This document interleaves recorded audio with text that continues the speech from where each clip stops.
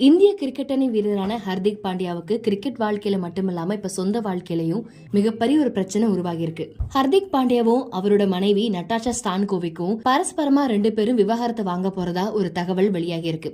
இதுக்கு போதுமான ஆதாரங்கள் அவங்க சைட்ல இருந்து வரலனாலும் சோசியல் மீடியாக்கள்ல இத பத்தின நிறைய தகவல்கள் இப்போ ரீசெண்டா வெளியாகிட்டு இருக்குது. செர்பிய ஆக்ட்ரஸான நட்டாஷா ஹர்திக் பாண்டியாவை காதலிச்சதுக்கு அப்புறம் 2020 2 பேரும் திருமணம் செஞ்சுக்கிட்டாங்க. இவங்க 2 பேருக்கும் அகஸ்தியா அப்படிங்கிற ஒரு மகனும் இருக்கிறாரு. இந்த நிலையில IPL போட்டிக்கு அப்புறம் நிறைய குழப்பங்கள் ஏற்பட்டதன் மத்தியில அவர் மீதான ஃபேன்ஸுக்கு நிறைய அதிருப்தி ஏற்பட்டுச்சு. இது அவருக்கு மிகப்பெரிய இழப்பையும் கொடுத்துச்சு. குஜராத் டைட்டன்ஸ் அணியில இருந்து விலகி மும்பை இந்தியன்ஸ் அணிக்கு கேப்டனா மாறினது மட்டும் இல்லாம கேப்டன் பதவியில இருந்த ரோஹித் சர்மாவோட பதவியும் பறிக்கப்பட்டுச்சு. இதனால மும்பை இந்தியன்ஸ் ரசிகர்கள் மத்தியில நிறைய குழப்பத்தை உண்டாக்குச்சு. அதுவும் குறிப்பா இந்த சீசன்ல IPL தொடர்ல மும்பை இந்தியன்ஸ் அணி புள்ளி பட்டியல கடைசி இடத்தை பிடிச்சி ரொம்ப மோசமான நிலையில தோல்வி அடைஞ்சாங்க.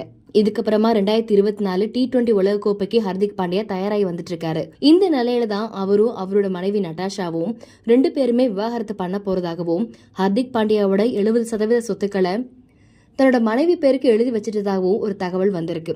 அது மட்டும் இல்லாம அவரோட சமூக வலைத்தள பக்கத்திலையும் அவரோட சோசியல் மீடியா பக்கத்துல நட்டாஷா ஸ்டான்கோவிக் பாண்டியா அப்படிங்கிற பேர்ல இருந்து பாண்டியா அப்படின்னு மாத்திக்கிட்டதாகவும் மார்ச் 4 அன்னைக்கு நட்டாஷாவோட பிறந்தநாளுக்கு ஹர்திக் வாழ்த்து சொல்லல அப்படின்னு சொல்லப்படுது.